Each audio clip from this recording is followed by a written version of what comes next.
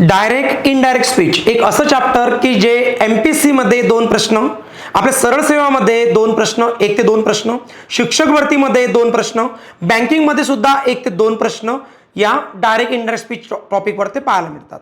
Even आपण 12वी मध्ये जरी बघितलं, 10वी मध्ये जरी बघितलं किंवा स्कूल कॉलेजच्या एक्झाम मध्ये बघितलं ग्रॅज्युएशन वाल्या, तर डायरेक्ट इनडायरेक्ट स्पीच मध्ये आपल्याला प्रश्न पाहायला मिळतो. जर तुम्हाला इंग्रजी बोलणं असेल आणि तुम्हाला बोलणं शिकायचं असेल की डायरेक्ट स्पीच मध्ये कसं बोलतात आणि इनडायरेक्ट स्पीच मध्ये कसं बोलतात, तिथं सुद्धा डायरेक्ट इनडायरेक्ट स्पीच आपल्या कामाची येते. म्हणजे एवढं महत्त्वाचं चॅप्टर आहे की जे करून तुम्ही एक्झाम मध्ये पैकीच्या पैकी स्कोर मिळवू शकता. बिकॉज या चॅप्टरला इंग्लिश ग्रामर मध्ये टॉप 5चं कठीण चॅप्टर मानलं जाते आणि विद्यार्थ्यांचा मार्क जातो या चॅप्टरमध्ये. बिकॉज विद्यार्थी या चॅप्टरला थोडं कॉम्प्लिकेटेड चॅप्टर, थोडं हार्ड चॅप्टर समजतात. कारण या चॅप्टरचा जर रँक बघितला कठीण मधून, तर वरतून आपण असं म्हणणार की 5 नंबरच्या याच्यामध्ये टॉप हार्डेस्ट चॅप्टरमध्ये हे चॅप्टर जे आपण आज शिकणार आहोत डायरेक्ट इनडायरेक्ट स्पीच हे जाते. बट आजचं सेशन करून तुम्ही म्हणणार की सर हे जरी टॉप 5 कठीण चॅप्टर आहे, बट तुमचं लेक्चर करून मी आता मला असं वाटतंय की हे टॉप 5 इझिएस्ट चॅप्टर आहे. चला ठीक आहे. सो हे तुम्हाला माहित असेल, तलाठी भरती असू द्या, शिक्षक भरती, वनरक्षक, एमपीएससी, सरळ सेवा असेल, एमपीएससी कंबाईन ग्रुप बी, ग्रुप सी असेल, महानगरपालिका, नगर परिषद, आरोग्य विभाग किंवा एमपीएससी, टीसीएस, आयबीपीएस, शिक्षक भरती, कुठलीही एक्झाम असू द्या, तुम्हाला जर इंग्लिश ग्रामर आहे तर तुम्हाला आजचं जे चॅप्टर आहे ज्याचं नाव आहे डायरेक्ट इनडायरेक्ट स्पीच, त्याच्यावरती तुम्हाला पैकीच्या पैकी स्कोर येणार. बघा आजच्या सेशनमध्ये काय करणार आपण, तुमच्याकडून सोडून घेणार हे सर्व प्रश्न, जसं की राज्यसेवा मुख्य परीक्षा 2025, राज्यसेवा मुख्य परीक्षा 2025, राज्यसेवा मुख्य परीक्षा 2025. मला सांगा तुम्हाला 3 प्रश्न हे फक्त आणि फक्त मागच्या वर्षी एमपीएससी राज्यसेवाने विचारले. मग मला असं म्हणायचं आहे की एमपीएससी काय करते, याच्यावर 2 प्रश्न विचारते म्हणजे विचारते, पण कमीत कमी जास्तीत जास्त कधी 3 कधी 4 पण विचारते. कारण हे या टॉपिकला थोडं कठीण चॅप्टर म्हटलं जाते. पण आजचं सेशन करा, तुम्ही म्हणणार सर मी 0 आहे, मी 0 आहे, पण तुमच्या हक्काचे हे जे 4-5 मार्क्स आहेत हे फिक्स होणार आहेत. ओके चला ठीक आहे. बघू शकता तुम्ही शिक्षक भरती 2024, शिक्षक भरती staff selection commission, staff selection commission, staff selection commission, तलाठी भरती कंबाईन ग्रुप बी. मग तुम्ही म्हणा सर मग बाकीचे एक्झामचे का नाही आलं इथं, बिकॉज हे फक्त मी असर्टिव्हचे दाखवत आहे.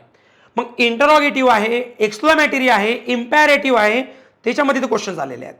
ओके चला एनिवे आज आपण हे सर्व प्रश्न तुमच्याकडून सोडून घेणार. बट बिफोर दॅट तुम्हाला एवढंच सांगायचं आहे की आजचं जे चॅप्टर आहे ज्याचं नाव आहे डायरेक्ट इनडायरेक्ट स्पीच, आजचं सेशन करून तुम्हाला लाईफमध्ये कधी दुसरं लेक्चर करण्याची गरज पडू देणार नाही.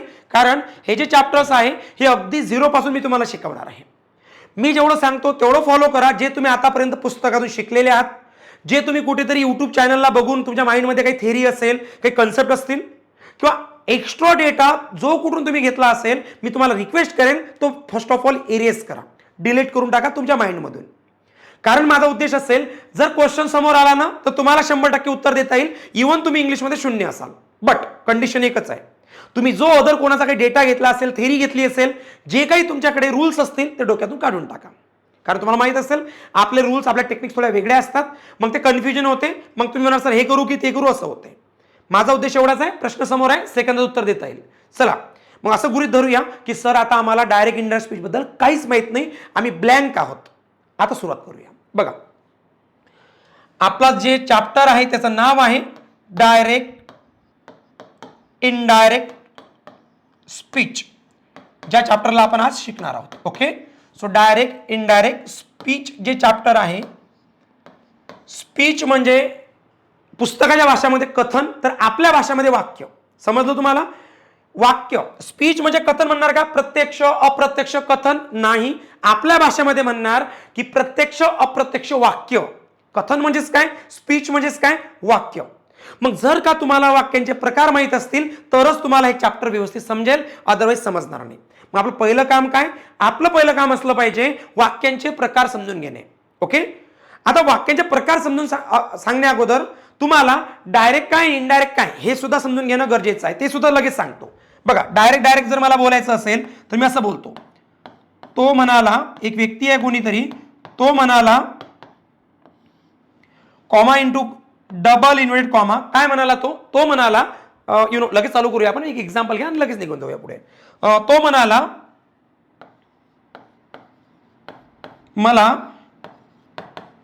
आता जायचं आहे, मला आता जायचं आहे. ओके, सो हे डायरेक्ट स्पीच आहे, याला म्हटलं जाते डायरेक्ट स्पीच. ओके, का ते पण सांगतो कारण ओळखता आलं पाहिजे तुम्हाला.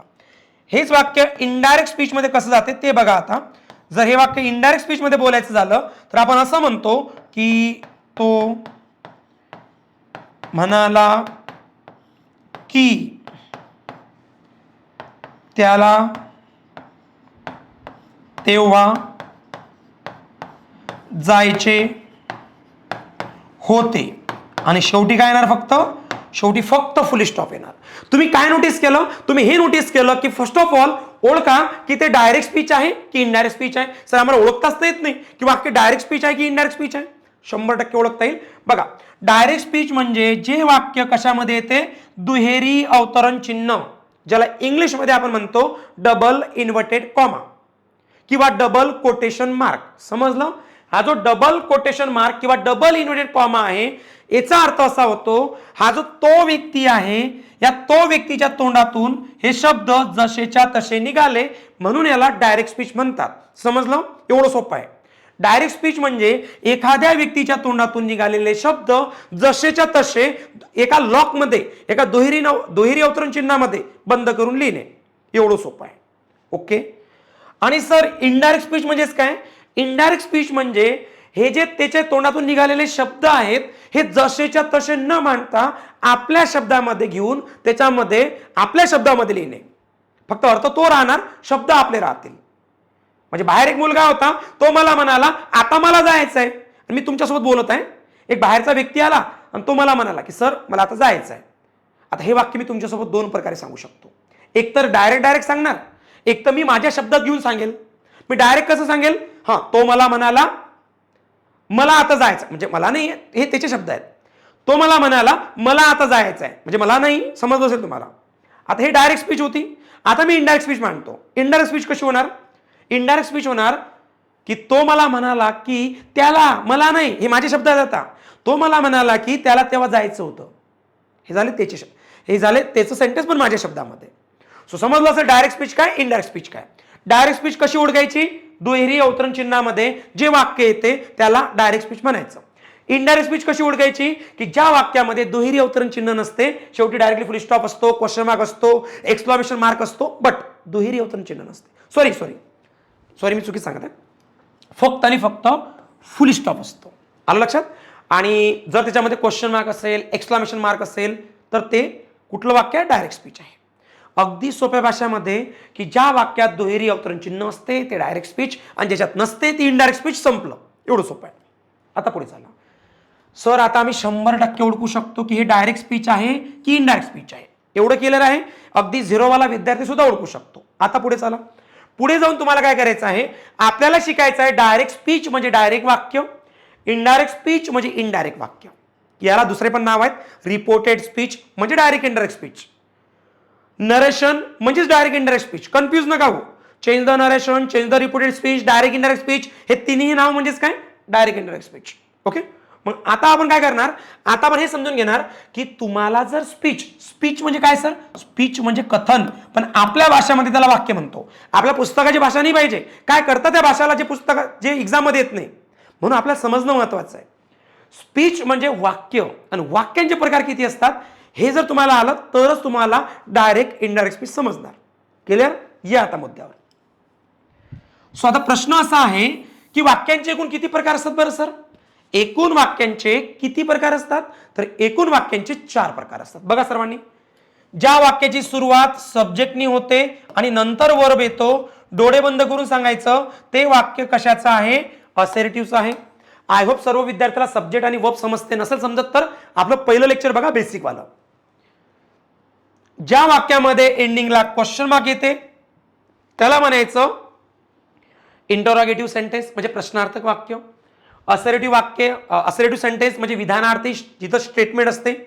असर्टिव्ह म्हणजे काय सर? जिथं कुठलाच प्रश्न नसतो, जिथं कुठलीच आज्ञा नसते, कुठलीच विनंती नसते, कुठलंच तिथं काय नसते, आश्चर्यजनक अचानक बोललेलं वाक्य नसते, साधं वाक्य जे तोंडातून निघते त्याला म्हणतात असर्टिव्ह.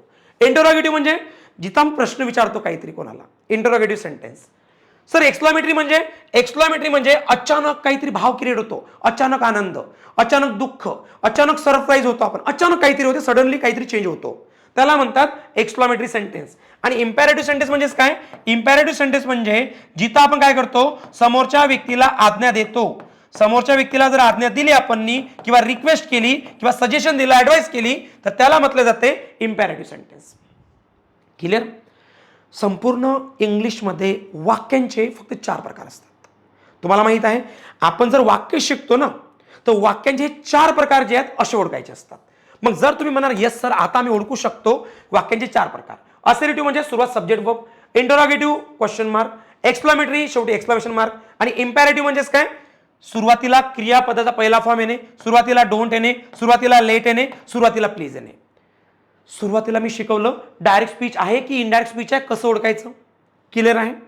नंतर शिकवलं की वाक्यांचा प्रकार कसा ओळखायचा. पण आता प्रश्न येतो की सर प्रकार कसा ओळखायचा. आता मला सांगा, सर्वात महत्वाचं सांगत आहे, आता सर्वांनी व्यवस्थित लक्ष ठेवा. प्रकार हे वाक्य सांगा मला कुठल्या प्रकाराचं आहे, याच्यामधून कुठल्या प्रकाराचं वाक्य आहे सांगा बरं. मग विद्यार्थी काय करतो माहिती आहे का, इथं बघतो इथं बघतो. नाही, जर तुम्ही इथून सुरुवात करत असेल देन यू आर रॉंग. तुम्हाला काय करायचं आहे, इथून बघायचं आहे. मला कोण आहे, सब्जेक्ट आहे, म्हणजे सुरुवात सब्जेक्टने झाली. पण ते इंग्लिश नाही वाक्य, ते मराठी आहे. मराठी आणि इंग्लिशमध्ये थोडंसं वाक्य चेंज होत असते, पण सुरुवात सब्जेक्टची सारखीच असते. म्हणजे हे वाक्य कशाचं होतं, असर्टिव्हचं होतं. म्हणजे वाक्याचा प्रकार कुठला आहे जर ओळखायचं असेल तर हे दुहेरी अवतरण चिन्हामध्ये जे वाक्य आहे त्याला बघायचं असते, जे बाहेर आहे त्याला बघायचं नसते. क्लिअर? चला पुढे जाऊया. मी सांगतो हे जे म्हणता ना तुम्ही इंग्लिशमध्ये टॉप 5 कठीण चॅप्टर, मी तुम्हाला टॉप 5 इझी चॅप्टर बनवून ठेवणार जर तुम्ही आजचं लेक्चर आपलं शेवटपर्यंत बघितलं तर. ओके, चला ठीक आहे. सो आता एवढं क्लिअर झालं. आता आपल्याला महत्वाचा मुद्दा शिकायचा आहे. जर आपल्याला बघा मी 3 गोष्टी सांगणार आहे, संपलं. 3च गोष्टी. पहिली गोष्ट कुठली, सर्वांनी स्टेप बाय स्टेप लक्षात ठेवा. पहिली गोष्ट, वाक्य डायरेक्ट आहे की इनडायरेक्ट आहे हे ओळखता आलं पाहिजे. पहिली गोष्ट सर्वांना ओळखता येते. दुसरी गोष्ट ती म्हणजे द सेकंड थिंग इज सेंटेन्सचा टाईप, म्हणजे वाक्याचा प्रकार. Okay, type of sentences. मी ते टाईप करतो फक्त, टाईप ऑफ, कारण एकच वाक्य ओळखायचं तुम्हाला. सेंटेन्स म्हणजे त्या वाक्याचा प्रकार तुम्हाला ओळखता आला पाहिजे. ते असर्टिव्ह आहे, ते इम्पेरेटिव्ह आहे, ते इंटरोगेटिव्ह आहे की ते एक्सक्लेमेटरी आहे. सर फर्स्ट क्लिअर झालं, सेकंड पण क्लिअर झालं. आता शेवटचं आणि सर्वात महत्वाचं, ज्याच्याशिवाय तुम्ही ट्रिक्स अप्लाय करू शकत नाही. जर तुम्हाला तिसरी गोष्ट जी मी सांगणार आहे ती जर नाही समजली, तुम्ही नाही करू शकत डायरेक्ट मधून इनडायरेक्ट, इनडायरेक्ट मधून डायरेक्ट. एवढं महत्वाचं आहे. या दोघांपेक्षा महत्वाचं आहे ते काय बघा. जो तिसरा प्रकार आहे तो आहे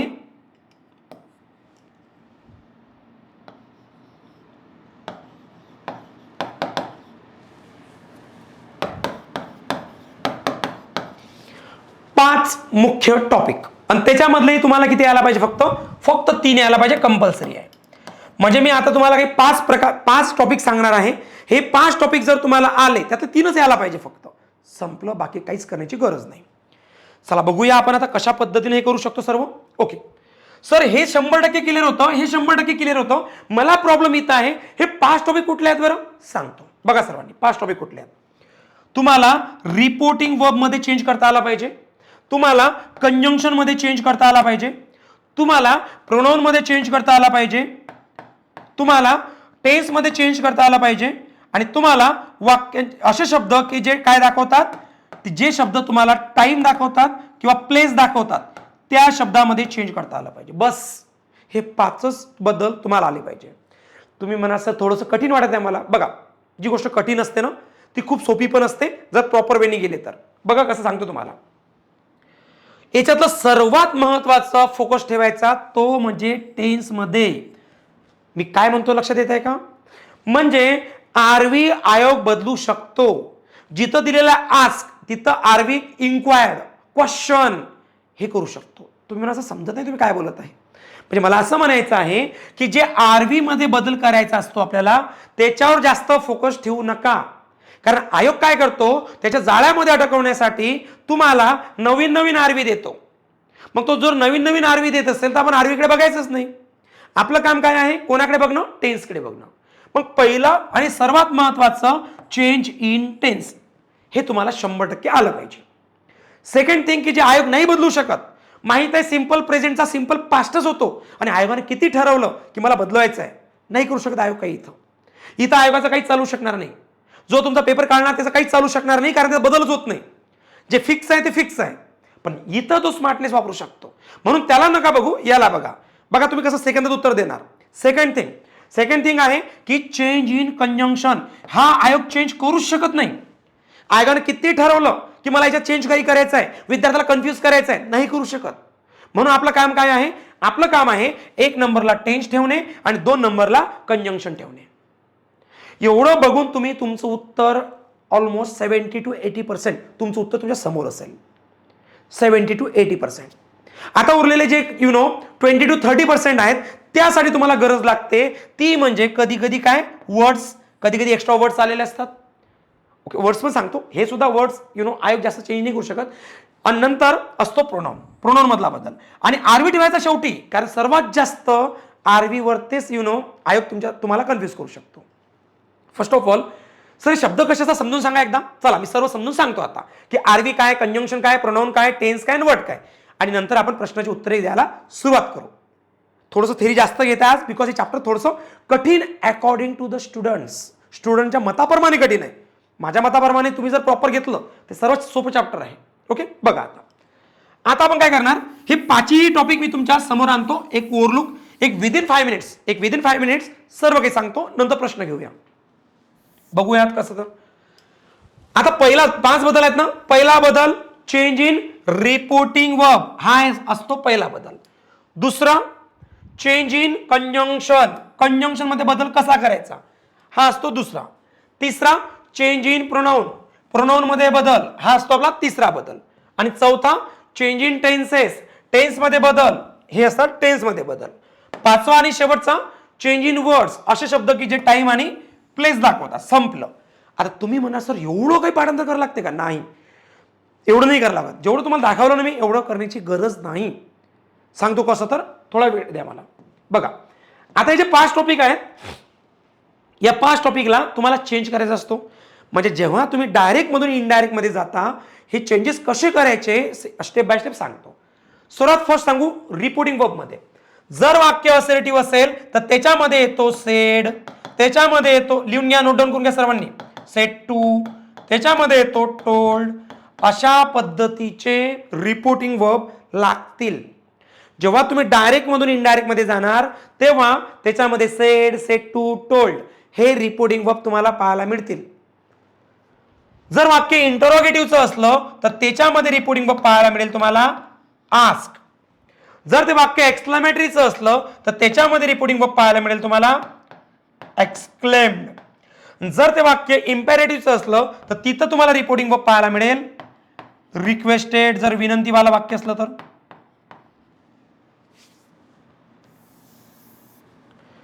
ऑर्डर्ड, जर आज्ञा दिलेली असेल तर, म्हणजे वाक्यानुसार घेणार आपण. यांना म्हणतात आरवी, यांनाच काय म्हणतात आरवी. आणि हा कसा यूज करायचा, या वाक्याच्या अकॉर्डिंग, की वाक्य कुठलं आहे त्यानुसार आरवी घेणार. हा पहिला बदल, सर्वांनी एकदा नोट डाऊन करून घ्या. दुसरा बदल काय असतो, दुसरा बदल असतो सर्वात महत्वाचा, की जो आयोग चेंज नाही करू. सर्वात महत्वाचा टेन्स आणि कंजंक्शन, हे 2 बदल सर्वात महत्वाचे आहेत.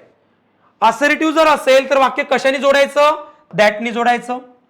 इंटरोगेटिव्ह असेल तर वाक्य कशाने जोडायचं, डब्ल्यूएच वर्ड वाक्यात असेल तर डब्ल्यूएच वर्डने जोडा, आणि वाक्यात जर डब्ल्यूएच वर्ड नसेल तर इफ वेदरने जोडा. सर्व प्रॅक्टिकल सांगतो, टेन्शन नका घेऊ. एक्सक्लेमेटरी सेंटेन्स असेल तर वाक्य कशाने जोडायचं, दॅटने जोडायचं. वाक्य इम्पेरेटिव्ह असेल तर कशाने जोडायचं, टू ने जोडायचं जर पॉझिटिव्ह असेल, नॉट टू ने जोडायचं जर निगेटिव्ह असेल. आणि लेटचं वाक्य असेल लेटवालं तर जेरंड किंवा दॅटने जोडायचं. जेरंड म्हणजे आयएनजीने सुद्धा वाक्य जोडतो जर वाक्य लेटचं असेल तर. चला सर, आम्हाला कंजंक्शन पण समजले आणि आम्हाला रिपोर्टिंग वर्ब सुद्धा समजला की हे डिपेंड करते वाक्याच्या प्रकारानुसार. तुम्हाला माहिती आहे ना 5 बदल आहेत. 5 बदल सांगा बरं कुठले कुठले. रिपोर्टिंग वर्ब मध्ये बदल, कंजंक्शन मध्ये बदल, देन टेन्स मध्ये बदल, प्रोनाउन मध्ये बदल आणि शब्दांमध्ये बदल. हे जे 5 बदल आहेत, पण त्याच्यातले 2 बदल जे आहेत अगोदरचे, रिपोर्टिंग वर्ब आणि कंजंक्शन, हे वाक्यानुसार लावावं लागतात. कोणानुसार, वाक्यानुसार. पण बाकीचे जे 3 उरलेले आहेत ते वाक्यानुसार नाही लागत, ते तुम्ही डायरेक्ट लावू शकता. कसं सांगतो तुम्हाला, डायरेक्ट स्पीच मध्ये जर हे प्रोनाऊन दिसत असतील तर इनडायरेक्ट स्पीच मध्ये हे प्रोनाऊन यूज करायचे. आता प्रश्न येतो की सर एवढं पाठांतर करायचं का? मी म्हणणार नाही. बघा कसं, तर मी जर म्हणत आहे की तो म्हणाला त्याला इंग्रजी, तो म्हणाला मला इंग्रजी येते, मला इंग्रजी येते. आता बाहेर एक व्यक्ती आहे आणि तो म्हणाला की सर मला इंग्रजी येते, आणि हे वाक्य मला तुम्हाला सांगायचं, तर मी काय करणार? मी इनडायरेक्ट स्पीच मध्ये बोलणार. हा, तो म्हणाला त्याला इंग्रजी येते, त्याला, मला नाही, मला तर येते ऑलरेडी, पण हे शब्द त्याचे आहेत. तो म्हणाला की त्याला इंग्रजी येते, त्याला, मग त्या मलाचं काय होणार? सर समजलं, मलाचं त्याला होणार जेव्हा आपण आपल्या भाषेत बोलणार. मला म्हणजे कोण? आय, आणि त्याला म्हणजे कोण? ही. हे असे बदल होतात. म्हणून हे पाठांतर करण्याची गरज नाही, हे मी वेळेवर सांगतो आणि याचं एवढं काम पण नाही पडणार तुम्हाला. ओके, पुढे चला. हे लर्न करण्याची गरज नाही, म्हणजे शब्द लर्न करण्याची गरज नाही.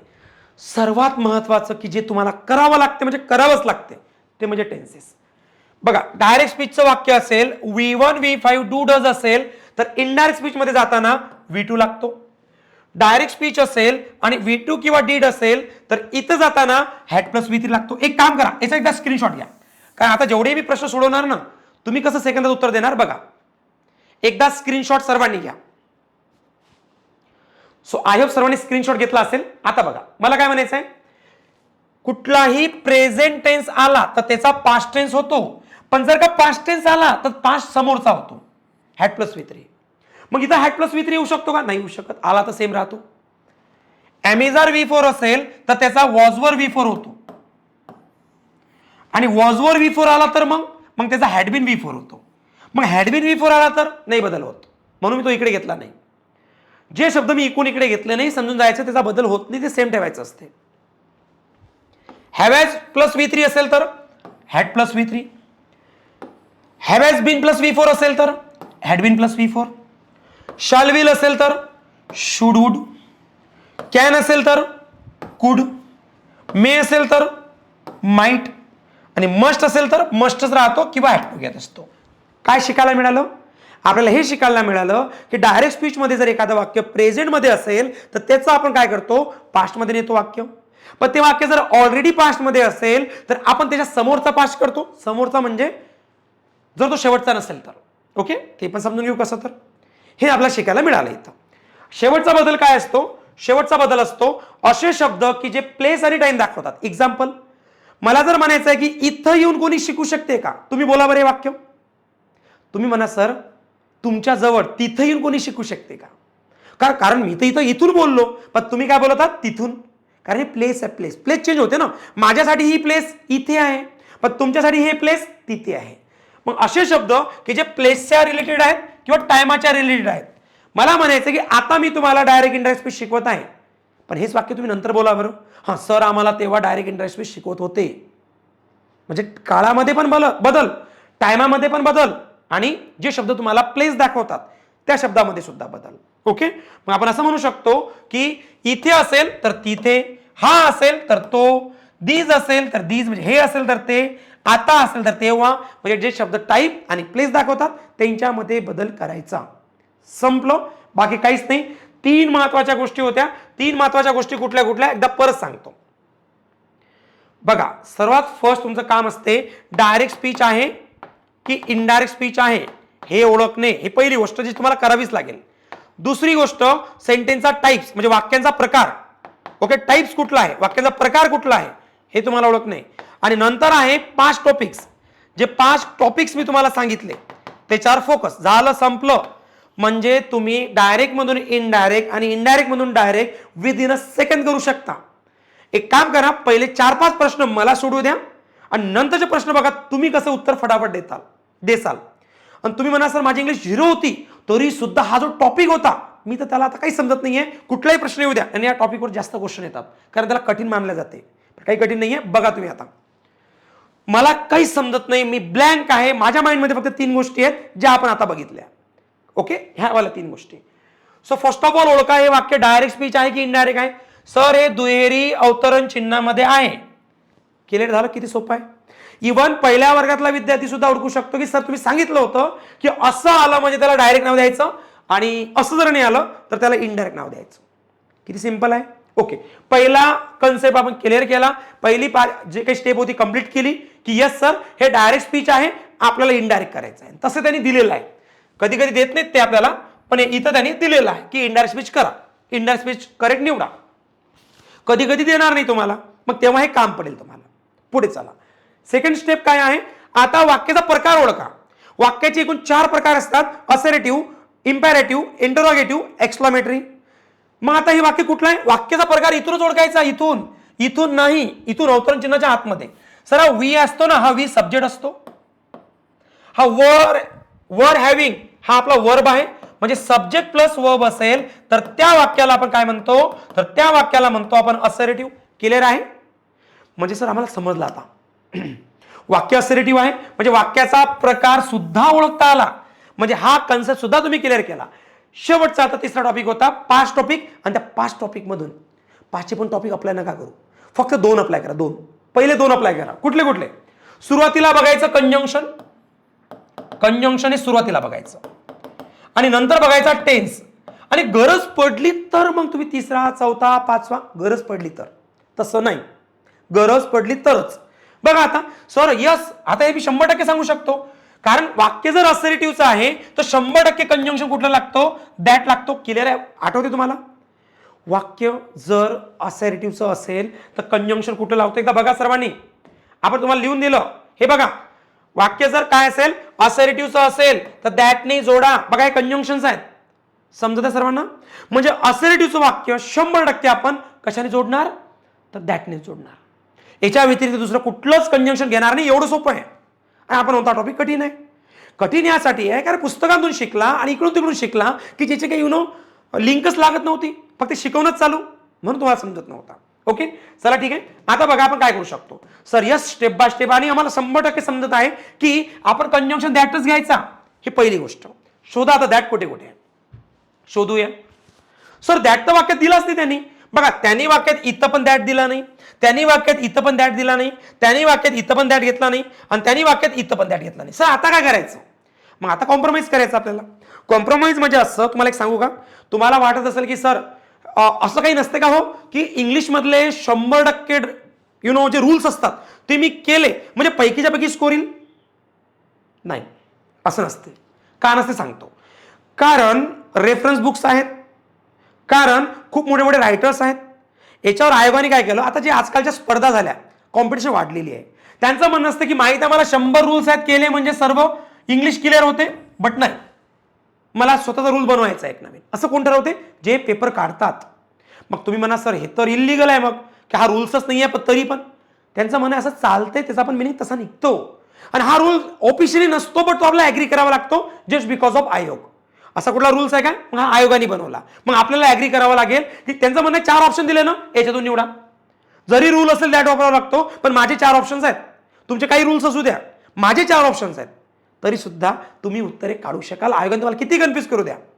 तर ठीक आहे, नाही दिसत दॅटला सोडून द्या. आयोग जसं म्हणेल तसं. पण हे रेफरन्स पुस्तकात असते का, नाही. ओके चला ठीक आहे. मग तुम्ही आयोगाला चॅलेंज करणार इथं नाही का, नाही कारण त्याचा अर्थ तो निघतो. ओके जर मिनिंग काढला तर. पुढे चला. म्हणजे इथं कंजंक्शन नसते, म्हणजे या दोघांमध्ये लपलेलं कंजंक्शन धरायचं असते. हा रूल आहे. ओके पुढे चला. टेन्स. नंतरचा फोकस कुठे ठेवायचा, टेन्सवर ठेवायचा. टेन्स कसं, पहिलं वाक्य ओळखा. हा वर कोण आहे, हा वर इथं लिहून घ्यायचा, वर आहे. सर इथं आयएनजी लागला म्हणजे कोण आहे, V4 आहे. मग बघा बरं वॉज वर प्लस V4 कुठे दिसते का, एकदा बघा इथं तुम्हाला कुठे दिसते का वॉज वर प्लस V4. बघा सर्वांनी घाई करू नका, फक्त बघा. हा इथं दिसतो सर मला वॉज प्लस V4. मग मला ऑप्शन मध्ये काय सर्च करावं लागेल, आता मला ऑप्शन मध्ये सर्च करावं लागेल हॅड बीन V4. समजलं. आयोगाने तुम्हाला कितीही कन्फ्युज करू द्या तरी सुद्धा तुमचा मार्क जाणार नाही. I promise you. ओके कारण आयोगाने जेवढे रूल्स बनवले ते 10 पट आपण पुढे जाऊन विचार केलेला आहे आणि तुमच्यासाठी सेशन बनवलेले आहेत. ओके चला ठीक आहे. मग समजलं सर मला शोधायचं इथं हॅड बीन V4. शोधा आता हॅड बीन V4 कुठे आहे. हा इथं हॅड बीन V4 आहे. यस हे उत्तर असू शकते. इथं हॅड बीन V4 नाही आहे. यस हे उत्तर नाही. इथं सुद्धा हॅड बीन प्लस V4 नाही. चला हे पण आन्सर नाही. इथं सुद्धा हॅड बीन प्लस V4 नाही. चला हे पण उत्तर नाही. मला सांगा की कठीण आहे. दुसऱ्या वर्गातला विद्यार्थी सुद्धा यांचे सॉल्व्ह करणार जर त्यांनी एक्स्ट्रा विचार नाही केला तर. मी जेवढं सांगितलं तेवढं फॉलो करा, संपलं. हा तुम्ही नाही सर मला तेही करायचं आहे, ही करायचं आहे, इथूनही करायचं आहे, तिथूनही करायचं आहे, मग प्रॉब्लेम आहे. सो आय होप तुझ्या लक्षात येत आहे की आय होप किती स्मार्ट असू द्या, तुम्ही इंटू 10x पुढे असले पाहिजे, तरच तुम्ही आजच्या युगामध्ये पोस्ट काढू शकाल. कारण कॉम्पिटिशन त्या लेवलची आहे. करणं खूप सोपं आहे जर प्रॉपर वेळी गेले तर, आता खूप कठीण आहे जर तुम्ही अभ्यासच करत राहिले तर. ओके चला ठीक आहे. सो नेक्स्ट क्वेश्चन, राज्यसेवा मुख्य परीक्षा कुठली एक्झाम असू द्या, we don't care the pattern of the exam. आता आपण काय करणार, आपण समजून घेणार पहिलं काम काय, डायरेक्ट स्पीच आहे की इनडायरेक्ट स्पीच आहे. Sir direct obviously. आता मी म्हणतो हे चेक करण्याची गरज नाही तुम्हाला, लगेच समजतं डायरेक्ट स्पीच आहे आणि इथं पण दिलेलं इनडायरेक्ट स्पीच करा, म्हणजे पहिला ते वाचूच नका. दुसरं काम, वाक्य कुठलं आहे, असर्टिव्ह. वाक्य असर्टिव्हचं आहे. सर कसं ओळखलं, हा सब्जेक्ट आहे आणि हे वर्ब आहे, म्हणजे वाक्य असर्टिव्ह आहे. सब्जेक्ट प्लस वर्ब म्हणजे सेंटेन्स असर्टिव्हचं आहे. मग सेंटेन्स जर असर्टिव्हचं असेल तर अगोदर काय करणार आपण अगोदर कंजंक्शन जो जोडणार तो दॅटनी जोडणार, कारण वाक्य असर्टिव्हचं आहे. त्याच्यानंतरचा बदल असेल आपला तो म्हणजे टेनचा, आणि तरीही उत्तर नाही मिळालं तर मग जायचं पुढे तिसरा बदल, चौथा बदल, पाचवा बदल, गरज पडली तरच. ओके चला. सर हे वाक्य कंजंक्शन दॅट शोधा अगोदर. कंजंक्शन दॅट इथं नाही आहे सर, कंजंक्शन दॅट सोडून नंतर बघू. इथं पण कंजंक्शन नाही आहे, चला जाऊ द्या. हो सर इथं कंजंक्शन आला, इथं कंजंक्शन आला, आता हे उत्तर नाहीत. आता मला सांगा पहिल्या वाक्यामध्ये आयोगाने काय केलं, एकही कंजंक्शन दिलं का तुम्हाला दॅट. म्हणून हे जे तुम्हाला मला एकच सांगायचं आहे, रूल्स प्लस आपले कॉमन सेन्स जे मी तुम्हाला शिकवत आहे, फक्त रूल्स घेऊन चालू नका. हे रूल्स आपल्या स्वतःचे बनवायचे आहेत आपल्याला नवीन, की जर चारही वाक्यामध्ये कंजंक्शन नाही तर ते चारही वाक्यापैकी चारही वाक्य बरोबर तोपर्यंत. पण 4 वाक्यामध्ये 2 वाक्यामध्ये कंजंक्शन आहे, 2 मध्ये नाही, म्हणून हे 2 चुकीचे, हे 2 बरोबर. हे असे कुठले रूल्स नसतात, हे आपल्याला बनवायचे असतात. आणि जस्ट बिकॉज ऑफ प्रॅक्टिस हे तुम्ही बनवणार, कारण रूल मानतो की आपल्याला कंजंक्शन दॅट घ्यायचा असतो. क्लिअर आहे इथपर्यंत. म्हणजे 2 आपण एलिमिनेट केले आणि 2 आपले उत्तर असू शकतात. आता पुढे चला. नेक्स्ट सर आपल्याला पाहिजे तो म्हणजे टेन्स. हा टेन्स कुठला शोधा. हा टेन्स हॅव लिहून घ्या इथं, हॅव. नंतर कोण दिसते, बीन, लिहून घ्या इथं बीन. नंतर दिसते वेटिंग, लिहून घ्या इथं V4, आयएनजी आहे ना V4. So have plus been plus V4 म्हणजे हा कुठला टेन्स आहे बघा, have plus been plus V4 बघू शकता. ऍज यू कॅन सी ही इथं दिसते have plus been plus V4 म्हणजे तुम्हाला करायचा आहे had plus been plus V4 म्हणजे प्रेझेंट परफेक्ट कंटिन्यू टेन्सचा तुम्हाला पास्ट परफेक्ट कंटिन्यू टेन्स करायचा आहे. एवढं सोपं आहे. चला ठीक आहे, करूया आपण आता पास्ट परफेक्ट कंटिन्यू टेन्स म्हणजेच had been plus V4, had been plus ING शोधा. हे 2 तर तसे कटले होते. सर याच्यामध्ये हॅड नाही आहे, मग कट करा. हो सर याच्यामध्ये हॅड बीन V4. दुसऱ्या वर्गातला मुलगा म्हणेल सर काय हे कठीण चॅप्टर, टॉप 5 मधलं कठीण चॅप्टर, त्याला विश्वास होणार नाही. दुसऱ्या वर्गातल्या विद्यार्थ्याला विश्वास होणार नाही की तुम्ही याला कसं काय नाव दिलं टॉप 5 मध्ये कठीण. यस कठीण आहे जर तुम्ही पुस्तकी अभ्यास केला तर, सोपं एवढं आहे जर तुम्ही प्रॉपर वेनी जर गेले तर. हे तुमच्या नक्कीच लक्षात आलं असेल. ओके चला क्वेश्चन नंबर, आणि क्वेश्चन सुद्धा लेटेस्ट आहेत, क्वेश्चन सुद्धा क्लास 1 चे आहेत. क्लास 1, क्लास 2, क्लास 3 क्वेश्चन आहेत बघू शकता. असं नाही की आपल्या मनाचे कुठले क्वेश्चन घेतले. चला नेक्स्ट क्वेश्चन. परत राज्यसेवा आहे, 2-2, 3-3 प्रश्न, कधी कधी 4-4 प्रश्न. 2019 मध्ये 4 प्रश्न विचारले होते या टॉपिकवरती एमपीएससीने, 4 प्रश्न. म्हणजे हा टॉपिक तेवढा महत्वाचा आहे. चला ठीक आहे बघू आपण आता. He said I am glad to be here this evening. काही समजत नाही, आपण तर ब्लँक आहोत, पण आपल्याला जेवढं समजते ते 100% समजते. आपल्याकडे 100% नॉलेज नाही आहे, पण आपल्याला जे थोडंसं नॉलेज आहे त्याच्यावर आपण 100% शुअर आहोत. ओके ते कसं बघा आता. फर्स्ट ऑफ ऑल सर समजलं डायरेक्ट स्पीच आहे. मग ही जर डायरेक्ट स्पीच आहे तर इनडायरेक्ट करायची आहे. इनडायरेक्ट जर करायची तर प्रकार ओळखायचा आहे. सर हा प्रकार कुठला आहे, सब्जेक्ट आणि वर्ब. मग सब्जेक्ट आणि वर्ब असेल तर ते असर्टिव्ह आहे, आणि ते जर असर्टिव्ह असेल तर तुम्ही कंजंक्शन मध्ये काय करता, कंजंक्शन मध्ये तुम्ही दॅटने जोडता वाक्य अगोदर. येस सर हे समजलं, पहिला बदल दॅटने.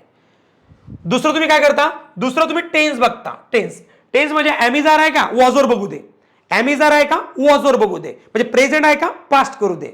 समजलं. मग जो ॲमिजारचा तुम्हाला काय शोधायचा आहे, तुम्हाला शोधायचा आहे वॉजवर कुठे दिसतो. चला ठीक आहे, पहिल्या 2 गोष्टी फॉलो करू, आणि 2 गोष्टी फॉलो होऊनही उत्तर निघत नसेल मग तुम्ही आणखी 3 उरलेले रूल्स अप्लाय करू शकता, बट गरज पडली तरच. ओके चला बघा. वाक्य इथं दॅटने जोडलं, इथं पण दॅटने जोडलेलं आहे, इथं पण दॅटने जोडलेलं आहे, इथं सुद्धा दॅटने जोडलेलं आहे. मग ऍज ऑफ नाव आपले चारही पण आन्सर आहेत. पुढे चला सर, कंजंक्शनने एवढा काही फरक पडला नाही. दुसरा भाग की इथं टेन्स तुम्हाला वॉजवर पाहिजे, शोधा. इथं वॉजवर नाही आहे, इथं वॉजवर नाही आहे, म्हणजे दोन तर तुम्ही एलिमिनेट केले. इथपर्यंत क्लिअर आहे असं आपण म्हणू शकतो. चला ठीक आहे. आता याच्यामध्ये जर बघितलं तर तुम्हाला इथं वॉजवर. आता तुम्ही म्हणा सर टेन्स बघून हे दोन रूल्स लावून आम्हाला दोन ऑप्शन आणखी उरलेले आहेत, काय करू? गरज पडली तर जे उरलेले आहेत, काय काय उरलेलं आहे? शब्दामध्ये बदल, प्रोनाउन मध्ये बदल, आणि शेवटी ठेवायचं आरबी. आरबीला शेवटी ठेवायचं, कारण आयोग त्याच्यावर खूप स्मार्टनेस लावतो. मग आपण काय केलं, त्याला शेवटी ठेवून दिलं. मग माझं म्हणणं आहे की वर्ड असा शब्द बघा बरं, काही आलेला आहे का टायमानुसार, प्लेसनुसार? हो आलेला आहे सर. इथं आलेला आहे दिस इव्हिनिंग. मग दिसचा काय होत असतो? दॅट होत असतो. सर हे कुठे दिलं? हे इथं दिलेलं आहे बघा. हा वाक्यात जर दिस आला असेल डायरेक्ट स्पीच मध्ये, तर इनडायरेक्ट स्पीच मध्ये काय होतो? दॅट होतो. गरज पडली तरच घ्यायचं, नाही तर एवढं शब्द काही गरज नाही पडत तुम्हाला. 70 to 80% उत्तर तसंच निघणार तुमचं. चला ठीक आहे. आता बघूया की तुम्हाला फक्त आणि फक्त काय हवं. तुम्हाला हवं आहे दिसचा दॅट, पण त्यांनी इथं दिसचा दिसच ठेवला म्हणून आमचं उत्तर तिसरं नाही. पण इथं काय केलं त्यांनी? दिसचा दॅट केला म्हणून आपलं उत्तर कुठलं आहे? चौथा आहे. आणखी इथं हेअर आहे बघा, आणखी इथं हेअर आहे, हेअरचा काय होणार? देअर होणार. मग इथं त्यांनी काय केलं? हेअरचा हेअरच ठेवला आणि इथं काय केलं? हेअरचा देअर केला. सो गरज पडली म्हणून तुम्ही शब्द बघितला. मला सांगा, तुम्ही याला कठीण म्हणता? नो. कठीण तुम्हाला समजलं असेल आता. कठीण आणि इझीची डेफिनेशन, कुठलाच भाग कठीण नसतो, कुठलाच भाग सोपा नसतो. डिपेंड करते आपण त्याची प्रॅक्टिस कशी केली, त्यानुसार तो कठीण आणि सोपा बनत असतो. ओके, पुढे चला. नेक्स्ट. सो नेक्स्ट क्वेश्चन बघा. आतापर्यंत आपण 3 प्रश्न घेतले आणि तिन्ही प्रश्न क्लास 1 चे होते, राज्यसेवाचे होते, क्लास 1 क्लास 2 चे. आता जो आपला चौथा प्रश्न आहे तो आहे शिक्षक भरतीचा. चला ठीक आहे, काय दिलेला आहे? हा, आता एक्सेप्शन, एक एक्सेप्शन सांगतो की कधी काळामध्ये बदल होत नाही हे माहित असणं गरजेचं आहे तुम्हाला. तुम्हाला माहित आहे खूप साऱ्या कंडिशन मध्ये काळामध्ये बदल होत नसतो. केव्हा? सांगतो, हे नोट डाऊन करून घ्या कुठेतरी तुम्ही. No change in tense. काळामध्ये बदल होत नाही, पण केव्हा होत नाही सर सांगा एकदा. काळामध्ये बदल केव्हा करायचा नसतो.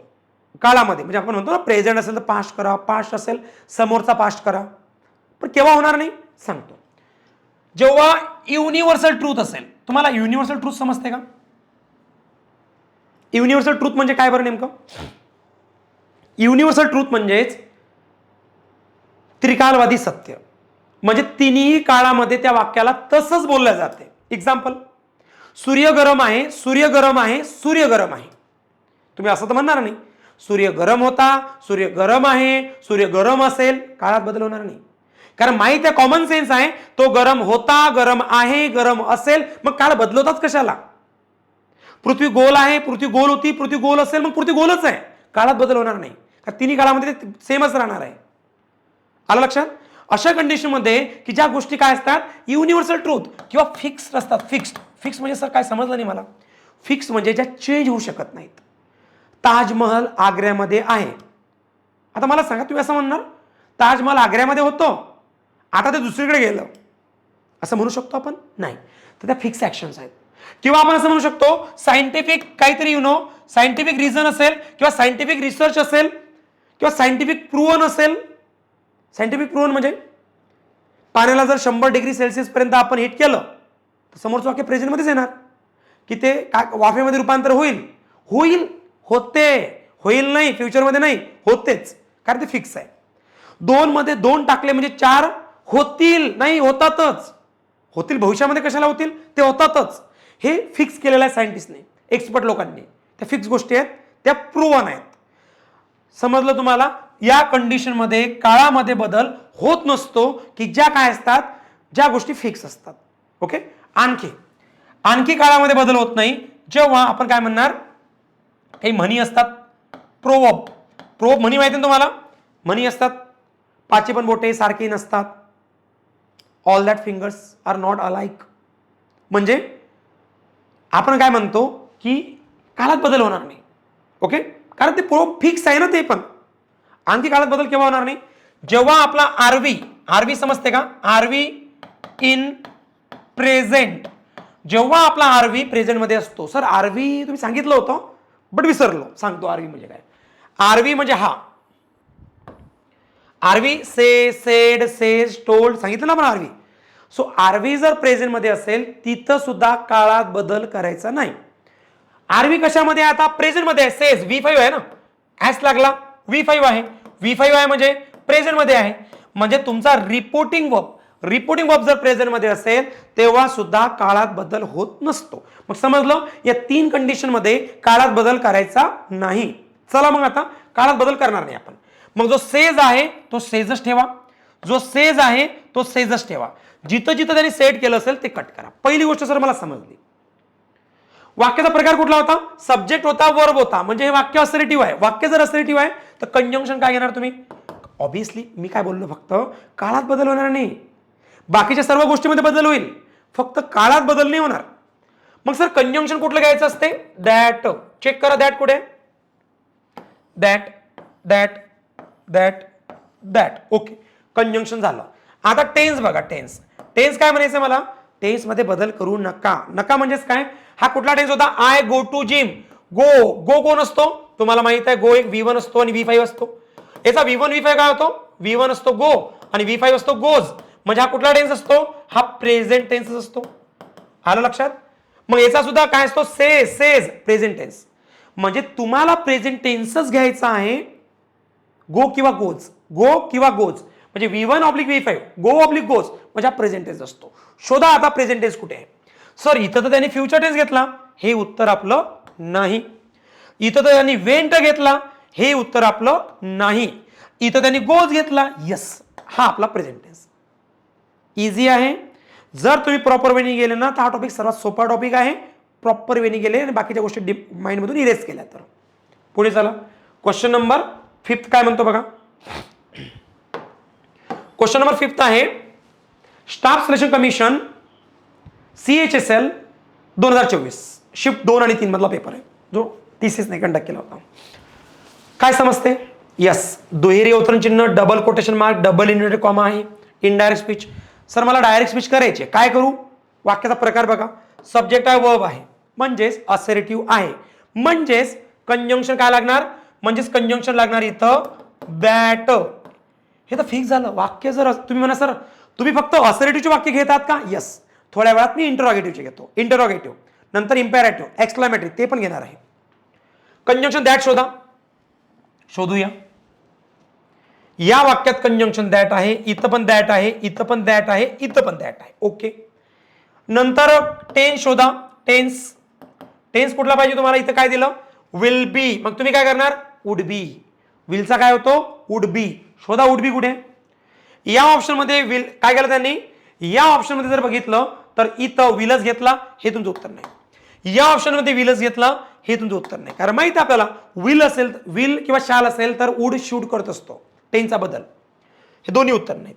हा, इथं त्याने वुड घेतला, इथं त्याने वुड घेतला. चला ठीक आहे, दोन पैकी दोन्ही उत्तर असू शकतात. मग त्यांनी काय केलं? Would be bringing. काय होतं? Would be bringing. मग तुम्हाला पण लागेल, सॉरी, विल बी ब्रिंगिंग. त्याचा काय होणार? Would be bringing. काय होणार? Would be bringing. बघा दोघांमध्ये कुठे आहे?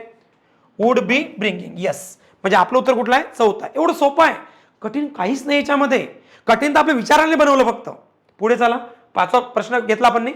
आता एक काम करतो, पहिले 5 प्रश्न मी घेतले असरेटिव्ह वरती. आता मी काय करतो, तुम्हाला इंटरोगेटिव्ह वरती प्रश्न कसे येतात आणि काही कठीण आहेत का? काहीच नाही. बघा तुम्ही फक्त आता. So give me some seconds, give me some seconds. Okay, interrogative. आता बघा इंटरोगेटिव्ह मध्ये आपण काय काय करणार? सेम तेच करणार. फर्स्ट ऑफ ऑल काय करायचं तुम्हाला? एक आणखी सर्वात महत्वाचा, इंटरोगेटिव्ह मध्ये जो क्रम असतो तो तुम्हाला बघायचा असतो. आरवी आहे का बरोबर, म्हणजे 1 नंबरला आरवी मधला बदल झाला का, 2 नंबरला कंजंक्शन मधला बदल झाला का, 3 नंबरला प्रोनाउनच पाहिजे, सॉरी 3 नंबरला प्रोनाउनच पाहिजे, 4 नंबरला तुम्हाला लागेल टेन्स मधलाच बदल. हे नोट डाऊन करून घ्या, याच्यामध्ये खूप सारे विद्यार्थ्यांचे मार्क जातात. 5 नंबरला आपल्याला लागतो तो म्हणजे वर्ड्स. असं स्टेप बाय स्टेप त्या वाक्यामध्ये क्रम असला पाहिजे. वाक्यातला जर क्रम असा नसेल तर वाक्य चुकीचं निघते. तुम्ही मला असं समजलं नाही, ते काय करतात, सगळ्यात मोठा प्रॉब्लेम इथं होतो. इथं मी परत एकदा सांगतो, सर्वात मोठा प्रॉब्लेम इथं होतो. एकदा बघा सर्वांनी. Can you tell me why are you sad? हे वाक्य चुकीचं आहे. हे वाक्य चुकीचं आहे जर इनडायरेक्ट स्पीच मध्ये बोलता तर. सर असं काय बरं, का बरं चुकीचं? बिकॉज हा जो आर आहे ना हा टेन्स आहे आणि हा जो यू आहे ना हा प्रोनाउन आहे. तर मी काय म्हणता समजलं का तुम्हाला? मी काय म्हणता समजलं की आपल्याला अगोदर प्रोनाउन पाहिजे 3 नंबरला आणि नंतर टेन्स पाहिजे. पण त्यांनी काय केलं, अगोदर टेन्स घेतला आणि नंतर प्रोनाउन घेतला. मग हे करेक्ट वाक्य कसं होईल? Can you tell me why you are sad? समजलं?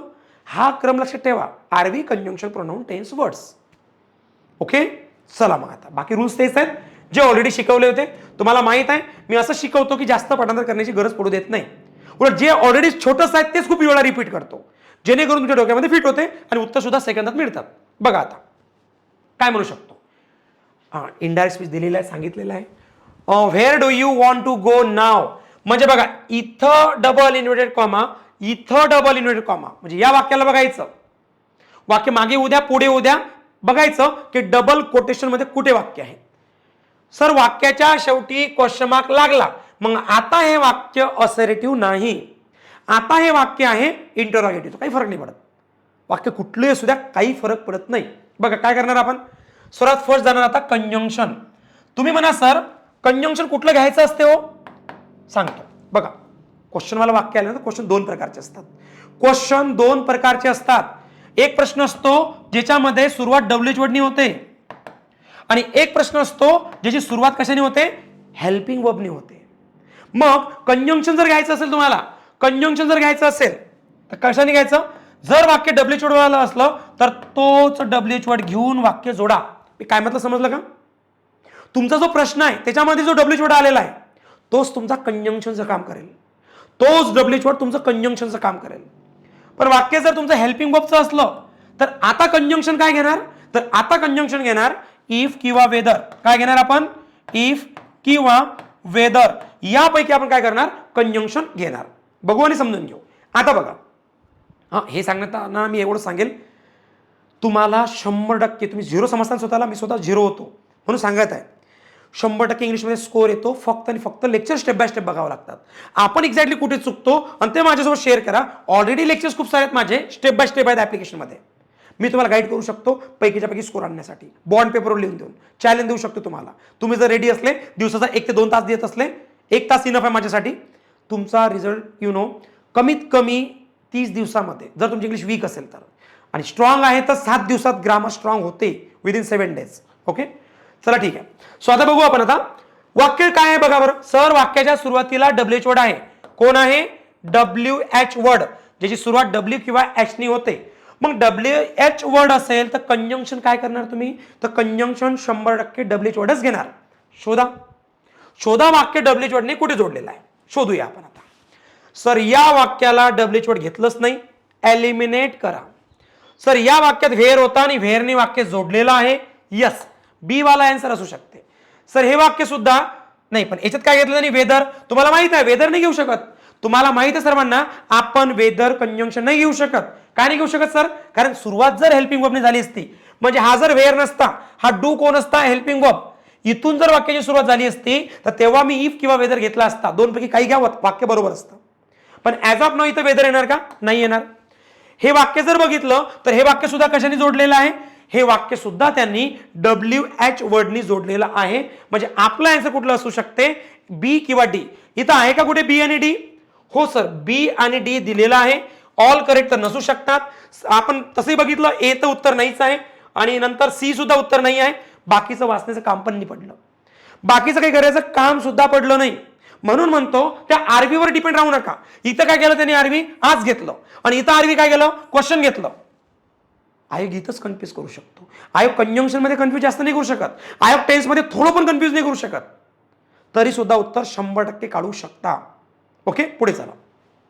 नेक्स्ट क्वेश्चन जर बघितला, याच्यातला क्वेश्चन नंबर 2. पहिला क्वेश्चन कुठली एक्झाम होती?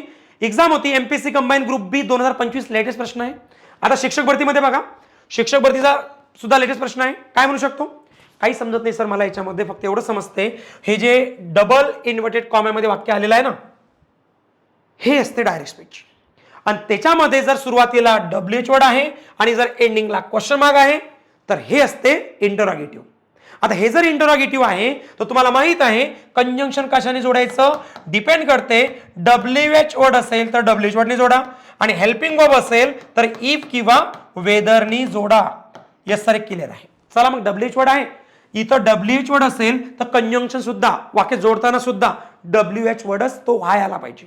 चला बघा आता सर याच्यामध्ये व्हाय आहे हे उत्तर असू शकते, याच्यामध्ये पण व्हाय आहे हे उत्तर असू शकते, याच्यामध्ये दॅट पण घेतला व्हाय पण घेतला हे उत्तर नाही, याच्यामध्ये सुद्धा दॅट पण घेतला व्हाय पण घेतला हे उत्तर नाही. कारण आपल्याला माहित आहे की दॅट कुठे लागतो, दॅट असर्टिव्ह मध्ये लागतो, जे शिकलो आपण. आपल्याला माहित आहे की व्हाय कुठे लागतो, इंटरोगेटिव्ह मध्ये, म्हणून 2 कट केले आपण. 2 बघा आता 2 मध्ये जर बघायचं झालं तर मी तुम्हाला क्रम सांगितला होता. क्रम आठवते का? विसरले क्रम? क्रम असा असतो की स्टार्टिंगला रिपोर्टिंग वर्ब, नंतर बदल असतो कंजंक्शन, नंतर बदल असतो प्रोनाउन, नंतर बदल असतो टेन्स आणि नंतर बदल असतो वर्ड. म्हणजे हे जर इथचा भाग आहे, टेन्सच्या अगोदर म्हणजे हेल्पिंग वर्बच्या अगोदर कधीही प्रोनाउन पाहिजे आणि प्रोनाउनच्या नंतरच तुम्हाला हेल्पिंग वर्ब म्हणजे टेन्स पाहिजे. बघा इथं काय केलं, इथं त्यांनी काय केलं, आपल्याला माहिती आहे सर हा आरवी आहे, हा आरवी आहे, याला नाव दिलं आपण आरवी. आरवी कुठे येतो? पहिल्या नंबरला, हे माहित आहे आम्हाला. नंतर बदल असतो कंजंक्शन मध्ये, म्हणजे कंजंक्शन मधला बदल कुठे असतो? सेकंड नंबरला आहे. सर इथपर्यंत करेक्ट आहे. पण त्याच्यानंतर बदल असतो आपला प्रोनाउन मध्ये. मग हा प्रोनाउन आहे, हा प्रोनाउन आहे आणि तो 3 नंबरला येतो. आणि हा कोण आहे? डिडंट. डिडंट टेन्स आहे, डिडंट हेल्पिंग वर्ब टेन्स आहे. म्हणजे हे वाक्य चुकीचं आहे का? कारण अगोदर आपल्याला प्रोनाउन घ्यायचा असतो, नंतर टेन्स घ्यायचा असतो, म्हणजेच हेल्पिंग वर्ब मेन वर्ब घ्यायचं असते. सिंपल आहे, समजत आहे. चला पुढे, पुढचा क्वेश्चन. नेक्स्ट क्वेश्चन जर बघितला आपण तर काय म्हणू शकतो बघा. आता हा क्वेश्चन आहे स्टाफ सिलेक्शन कमिशन. ओके, आता मी तुम्हाला WH वर्ड वाला कन्सेप्ट सांगितला, आता हेल्पिंग वर्ब वाला कन्सेप्ट बघा क्वेश्चन वाला. काही नाही ते काय, मला ना मिनिंग समजत नाही, काही समजत. एक सांगू, असं समजायचं का आपल्याला काहीच येत नाही, तर बघा तुम्ही कसा रिझल्ट करता. का जेव्हा आपण म्हणतो ना हे येते ते येते, आणि जे ऑलरेडी आपल्या माइंडमध्ये असते तेच तुमचा मार्क गमावते. सो आपल्याला काहीच येत नाही, जेवढं शिकलो आपण तेवढं फॉलो करा, बघा कसे मार्क मिळतात तुम्हाला. चला काय करणार, काहीच नाही सर मला एवढं समजते, जे डबल कोटेशन मध्ये असते त्याला म्हणतात डायरेक्ट स्पीच, आणि शेवटी जर क्वेश्चन मार्क आला तर त्याला म्हणतात इंटरोगेटिव्ह. आणि वाक्य जर इंटरोगेटिव्ह असेल तर मग कंजंक्शन काय घेतो? जर वाक्यात WH वर्ड असेल, आता इथं सर WH वर्ड नाही आहे, जर वाक्यात WH वर्ड असता तर वाक्य जोडलं असतं त्याच WH वर्डने. आणि जर वाक्यात WH वर्ड नसेल तर वाक्य जोडायचं कशाने? इफ किंवा वेदरनी. सो आता आपण इफ किंवा वेदरनी वाक्य जोडणार. बघा पहिलं वाक्य कशाने जोडलेलं आहे? इफने. ओके, हे उत्तर असू शकते. हे वाक्य कशाने जोडलेलं आहे? इफने. हे उत्तर असू शकते. हे वाक्य कशाने जोडलेलं आहे? इफने. हे उत्तर असू शकते.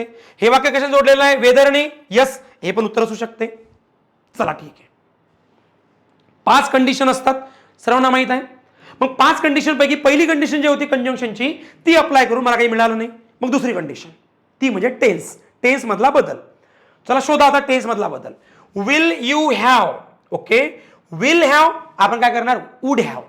विल हॅव हा फ्युचर आहे, त्याचा पास्ट कसा होतो? Would have. शोधा आता वुड हॅव तुम्हाला कुठे कुठे पाहायला मिळतो. सर पहिल्या याच्यामध्ये मला वुड दिसतो, मग हे उत्तर असू शकते. दुसऱ्यामध्ये विलचा विलच दिसतो, म्हणजे हे उत्तर नाही. तिसऱ्यामध्ये पण विलचा विलच दिसतो, म्हणून हे उत्तर नाही. आणि चौथ्यामध्ये जर बघितलं तर तुम्हाला वुड दिसतो पण वुड हॅज नसतो, वुड हॅज नसतो, वुड हॅवच असतो, म्हणून हे सुद्धा उत्तर नाही. तुमचं उत्तर तुमच्या डोळ्यासमोर आहे. ॲज यू कॅन सी, फरक नाही पडत की ते इंटरोगेटिव्ह आहे असरेटिव्ह आहे. जर बघा मी तुम्हाला अगदी कमी टेक्निक आणि रूल सांगितले आणि तेच रिपीट करत आहे. पुस्तकात प्रत्येक वेळेस नवीन नवीन काही शिकायला मिळते, पण ते एकदाही अप्लाय होत नाही प्रॉपर, हा प्रॉब्लेम येतो. ओके, चला ठीक आहे. मग तुम्ही आता असरेटिव्ह इंटरोगेटिव्ह सोडू शकता. नाव मी तुम्हाला जो नंतरचा प्रकार आहे दॅट इज इम्पॅरेटिव्ह तो समजून सांगतो. आता आपला जो प्रकार आहे दॅट इज इम्पॅरेटिव्ह. आता इम्पॅरेटिव्हला थोडंसं समजून सांगतो, नंतर पुढे चला. इम्पॅरेटिव्ह मध्ये कुठलाही टेन्स नसतो. मी काय म्हणतो अगोदर लक्षात ठेवा. वाक्य माहिती आहे तुम्हाला, टेन्स कुठे कुठे असतो? टेन्स कुठे कुठे असतो? सर असरेटिव्ह वाक्यामध्ये टेन्स असतो हो, इंटरोगेटिव्ह मध्ये टेन्स असतो हो, एक्सक्लेमेटरी मध्ये टेन्स असतो हो, बट एका वाक्याच्या प्रकारामध्ये टेन्स नसतो आणि तो असतो इम्पॅरेटिव्ह. तोच भाग कुठला असतो? इम्पॅरेटिव्ह. समजलं? म्हणून इम्पॅरेटिव्ह मध्ये करत असताना थोडंसं तुम्हाला वेगळं लक्षात ठेवावं लागते. म्हणजे तुम्हाला माहित आहे सर, आरबी मधला बदल, कंजंक्शन मधला बदल, प्रोनाउन मधला बदल आणि शब्दामधला बदल, 4च बदल. 5वा बदल इथं येणार नाही, बिकॉज याच्यामध्ये टेन्सच नसतो. म्हणून तुम्ही इथं महत्व कोणाला देणार? आरबीला. इथं द्यावं लागते महत्व आरबीला. आता इथं महत्व कोणाला देणार तुम्ही? आरबीला, कारण याच्यात टेन्स नसतात. हा, कंजंक्शन काय असतं सर? याच्यामध्ये कंजंक्शन काय काय असतो सांगतो. जर वाक्य इम्पॅरेटिव्ह असेल तर त्याच्यामध्ये कंजंक्शन काय असतो? वाक्य पॉझिटिव्ह असेल तर टू, वाक्य निगेटिव्ह असेल तर नॉट टू. सर चला हे केलं झालं. पॉझिटिव्ह असतं तर टू आणि निगेटिव्ह असेल तर नॉट टू. बट वाक्य जर तुमचं लेटवालं असेल, लेटवालं, तर त्या वाक्याला जोडायचं दॅटने किंवा आयएनजीने. कशाच्या वाक्याला? दॅटच्या वाक्याला. बघू आपण आता. सो फर्स्ट ऑफ ऑल हे वाक्य बघा, डायरेक्ट स्पीच कुठून होणार? इथून. Double inverted comma, double inverted comma, म्हणजे आपलं वाक्य मेन हे आहे डायरेक्ट स्पीच मध्ये, त्याला इनडायरेक्ट मध्ये न्यायचं आहे. आता इनडायरेक्ट वाक्याचा प्रकार कसा ओळखायचा? कॉल. सर कॉल कोण आहे? कॉल म्हणजे बोलावा, म्हणजे V1 आज्ञा दिली. V1 म्हणजे काय? आज्ञा दिली. कोणी? Call the witness, call the first witness, set the जज. जज म्हणाले की पहिल्या विटनेसला बोलवा. मग आता आपण काय करणार? त्या वाक्याच्या मिनिंग मध्ये जाऊच नका तुम्ही. मला म्हणायचं आहे, आपल्याला माहिती आहे की सर पहिला माझा फोकस असेल कंजंक्शन, कारण पहिल्या नंबरला कंजंक्शन ठेवायचं कधी. शोधा वाक्यामध्ये टू कुठे कुठे दिसतो. पहिल्या वाक्यामध्ये बघा इथं टू आहे. दुसऱ्या वाक्यामध्ये जर बघितलं तर टू कुठेच नाही आहे, एलिमिनेट करा. तिसऱ्या वाक्यामध्ये जर बघितलं इथं टू दिसतो. आणि चौथ्या वाक्यामध्ये बघितलं तर ते हे नाहीच आहे, बिकॉज तुम्हाला समजलं असेल दुहेरी अवतरण चिन्ह इनडायरेक्ट स्पीच मध्ये येतच नसते, हे सर्वांना माहित आहे. ओके, चला पुढे. हे आन्सर नाही. सो नाव पहिलं वाक्य बघा, इथं काय केलेलं आहे? The order has been given by just to them. हे काय आहे? वाक्य जोडायचं होतं ना आपल्याला टू, म्हणजे द जज सेड टू असं पाहिजे ना. टू इथं वेगळं जोडलेलं आहे, टू देम. हे वाक्य बघा तुम्हाला वेगळंच दिसेल, हे वाक्य सुद्धा वेगळंच दिसेल. वाक्य कुठलं आहे आपलं? जजनी काय केलं? ऑर्डर दिली किंवा कमांड दिली. कोणाला? त्यांना.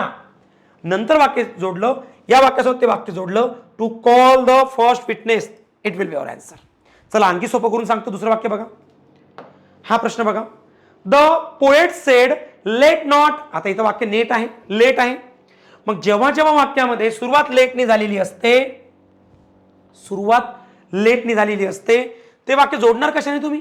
मी ऑलरेडी सांगितलं होतं, लेटनी सुरू झालेलं वाक्य दॅटनी जोडायचं किंवा आयएनजीने जोडायचं. पहिलं, लेटनी जर वाक्य सुरू झालं असेल तर तो लेट काढून, हा लेट काढा, हा लेट काढून याच्या जागी काय करायचं? शूड घ्यायचं असते. हे सर आम्हाला माहित नव्हतं, हे आम्हाला माहित नव्हतं की शूड घ्यावं लागते. वाक्याचा लेट काढा आणि लेटच्या ऐवजी काय करायचं असते? शूड घ्यायचं असते. ओके, केव्हा? जेव्हा आपण काय करतो, लेटचं वाक्य येते, एवढं समजून घ्या फक्त. लेट नोट डाऊन करून घ्या. वाक्यात लेट आला, वाक्य जोडायचं दॅटनी किंवा आयएनजी फॉर्मने, जिरनने. आणि वाक्यामध्ये लेट काढून काय करायचा? शूड घ्यायचा. बस बघा आता.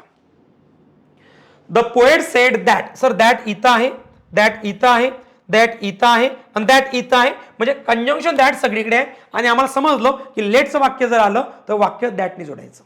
पुढे लेट काढून मग आपल्याला पाहिजे शूड कुठे कुठे आहे बघा. शूड जर बघितलं आपण तर शूड इथं आहे, शूड आणखी कुठे बघा? शूड इथं नाही आहे, म्हणजे तुमचं हे उत्तर नाही, सेकंड वाला.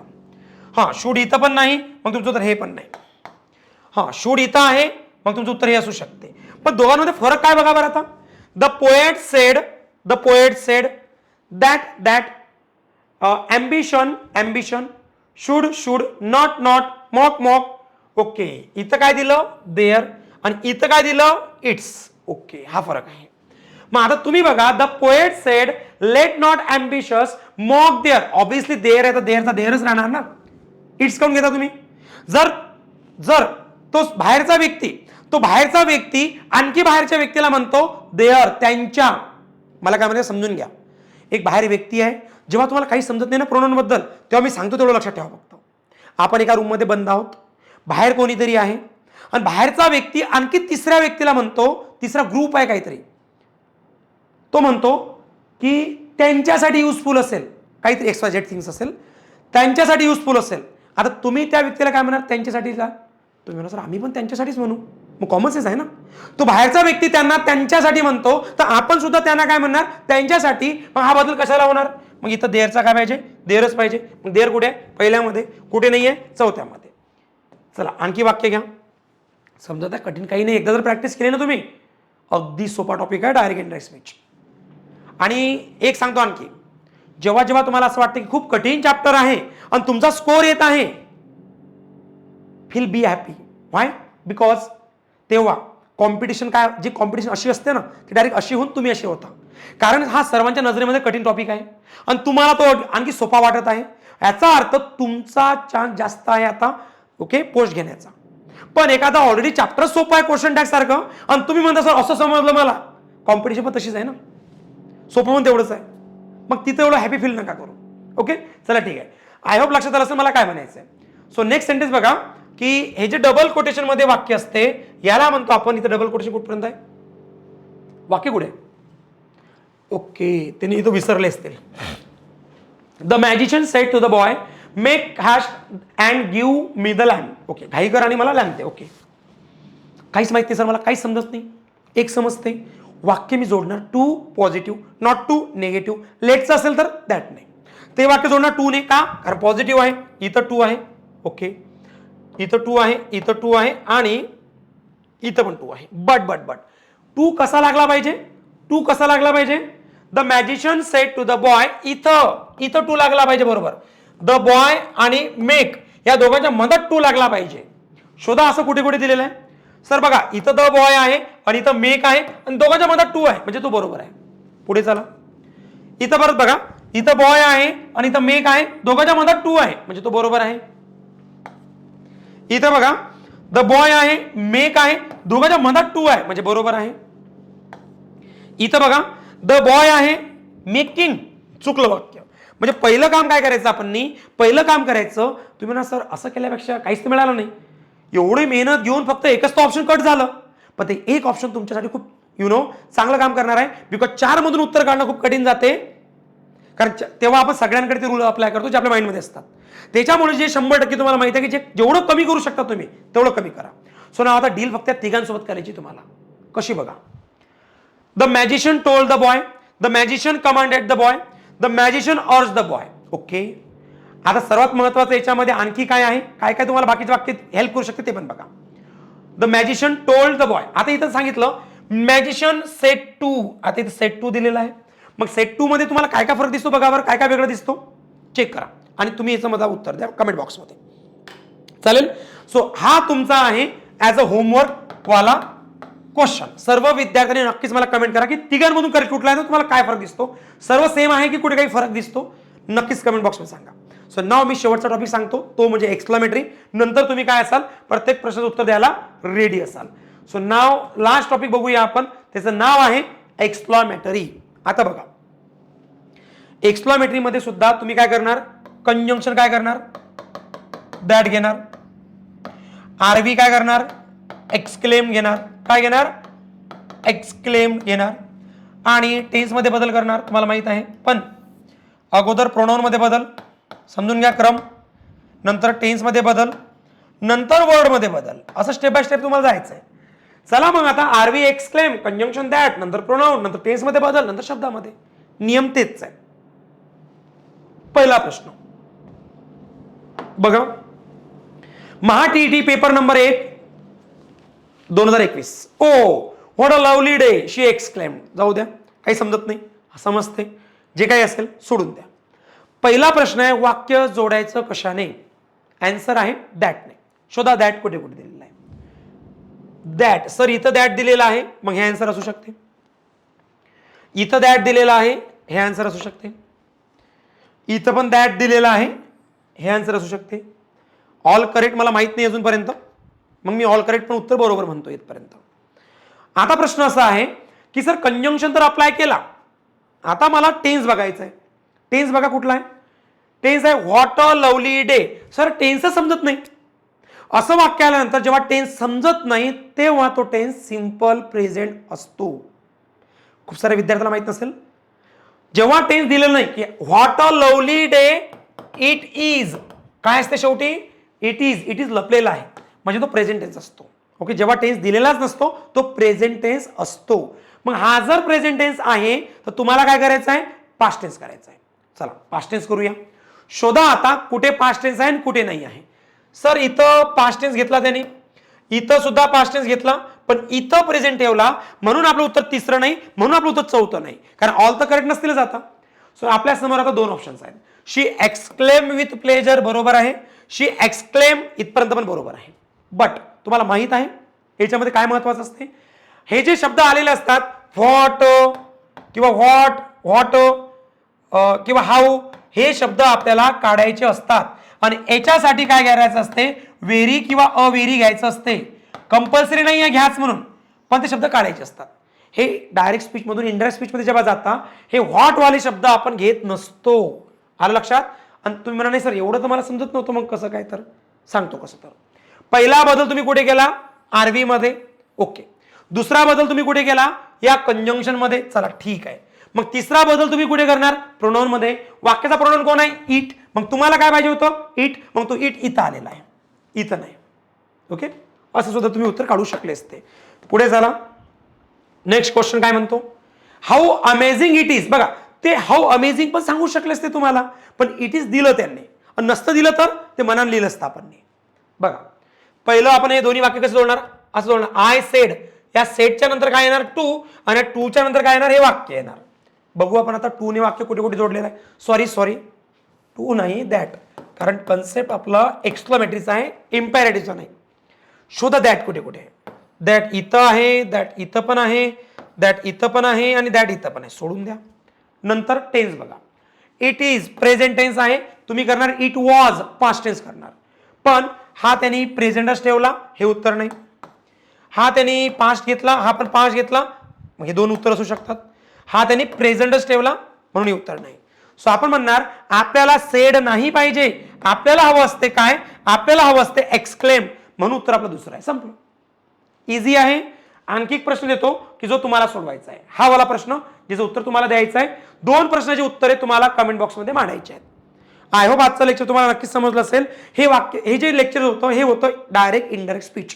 मी एवढीच रिक्वेस्ट करेन, जर तुम्हाला वाटतं की सर मला खरोखर इंग्लिशमध्ये त्या लेवलचा स्कोर करायचा, काय करू, अगोदर बेस कंप्लीट करा.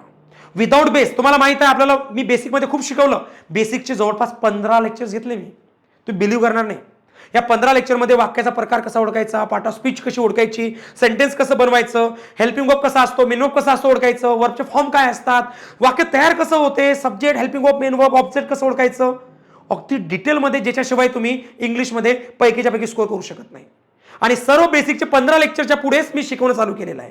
आणि कोर्सचं नाव आहे आपल्या बेसिक टू ॲडव्हान्स, की जो आपला कोर्स हा वाला कोर्स आहे. आणि हा कोर्स करून तुम्ही भारतातले नाही जगामध्ये तुम्हाला वाटतं की सर मला टॉप लेवलला जायचं आहे, तर तुम्ही जाऊ शकता. बिकॉज या कोर्समध्ये MPSC pattern, TCS pattern, IBPS, speaking, even speaking, शिक्षक भरती, स्कूल, कॉलेजेस, सर्व काही दिलेलं आहे. ओके, आणि हा कोर्स अगदी झिरो पासून आहे. मी एवढं मागे आलेला आहे की एवढं मागे कोणीच गेलं नाही, आणि एवढं पुढे नेऊन ठेवलेलं आहे तुम्हाला की एवढं पुढे पण कोणी गेलं नाही. कारण याच्यामध्ये मिससेलेनियस क्वेश्चन जे असतात की जे कुठल्या पुस्तकातून किंवा कुठून केलेले होत नाहीत, पण ते मी इथून क्लिअर करून देणार तुम्हाला. ओके, सो खूप मागे आलेलं आहे, खूप पुढे गेलेलो आहे. त्याच्यामुळे 60 तासांचे बघा काही लेक्चर्स आहेत आपले बेसिक टू ॲडव्हान्स, याच्यामध्ये तेवढे करून तुम्ही इंग्लिशमध्ये मास्टर बनता. हा कोर्स जर तुम्ही जॉईन केला तर याच्यावर कुपन कोड टाका. काय टाकसाल, 18 जून, बघा 18 June, it's my date of birth. हा फक्त कुपन कोड टाका, कॅपिटल टाकसाल, मी स्मॉल लिहिलं, कॅपिटल टाका, डायरेक्ट तुमचे 500 रुपये कमी होतील. ओके, आणि हा कोर्स जॉईन केल्यानंतर आपल्या ऍप्लिकेशन मधले सर्वच्या सर्व कोर्सेस फ्रीमध्ये मिळतील तुम्हाला, डायरेक्ट फ्रीमध्ये. हे बघा त्याच्यामध्ये ग्रामर ट्रिक्स आहे, ओकॅब ट्रिक्स आहे, बेसिक टू ॲडव्हान्स, एमपीएससी. बघा हा कोर्स आहे तो मी सांगितलं ना, याच्यामध्ये 17 व्हिडिओ दिसतात, पण 17 नाही आहेत, हे ओल्ड आहे खूप. याच्यामध्ये जवळपास 28 लेक्चर झाले, 60 लेक्चरची बॅच आहे. हे जरी फोकस केली तुम्ही तरी तुम्ही इंग्लिशमध्ये मास्टर बनता. पण ॲडिशनली सर्व बॅचेस फ्री देतो तुम्हाला. त्याच्यामध्ये इंग्लिश स्पीकिंग आहे 2026, इंग्लिश वोकॅबलरी जुनीवाली, नवीनवाली इंग्लिश वोकॅबलरी, हे जे ट्रिक चालू केले ह्या सर्व ट्रिक्स इथं. तलाठी भरती, वनरक्षक भरती, बँकिंग, शिक्षक भरती, एमपीएससी नवीनवाला पॅटर्न, आणि सरळ सेवा भरती नवीनवाला पॅटर्न. हे सर्व 11 कोर्सेस दिसतात, पण नवीन येणारे कोर्सेस सुद्धा मी फ्री ऑफ कॉस्ट इथे ऍड करतो. हा कोर्स लाईव्ह प्लस रेकॉर्डेड आहे. याच्यामध्ये zoom meeting face to face तुमच्यासोबत घेतो मी. झूम मीटिंग म्हणजे डायरेक्ट बोलू शकता, कुठलाच इश्यू तुम्हाला येणार नाही. ओके, प्रिंटेबल नोट्स आहेत, अनलिमिटेड वॉच टाइम आहे, 1 वर्षापर्यंत तुमच्याकडे हा कोर्स राहतो. सर्वात महत्त्वाचं, तुम्हाला वाटते सर मला कोर्स जॉईन करायचा, काय करू? गायत्री अकॅडमी ऍप्लिकेशन डाउनलोड करून घ्या आणि तिथं कोर्स चेक करा. ओके, तुम्हाला खूप सारे कोर्सेस दिसतील, त्याच्यामध्ये हा course one of the best आहे. दिस इज माय नंबर 9098138483. इंग्लिशमध्ये कुठलाही इश्यू आला असेल तर माझ्या नंबरला नक्कीच मेसेज कराल. का सर्व जे काही अपडेट्स असतात एक्झामचे किंवा इंग्लिशचे ते माझ्या स्टेटसच्या द्वारे तुम्हाला पाहायला मिळतील. आणि तुम्हाला वाटते की सर मला इन्क्वायरी करायची, काय करू? 7999189909 किंवा 7974838483 या नंबरवरती कॉल करून तुम्ही इन्फॉर्मेशन घेऊ शकता किंवा तुमचा काही इश्यू असेल, प्रॉब्लेम्स असतील ते शेअर पण करू शकता. चालेल, सो थांबूया आपण. इंग्लिशमध्ये तुम्ही 100% मास्टर होणार, मी तुम्हाला बॉन्ड पेपरवर सुद्धा लिहून देऊ शकतो. So all of you bye, thank you so much everyone. भेटूया नेक्स्ट लेक्चरमध्ये. Till then bye, take care, thank you so much.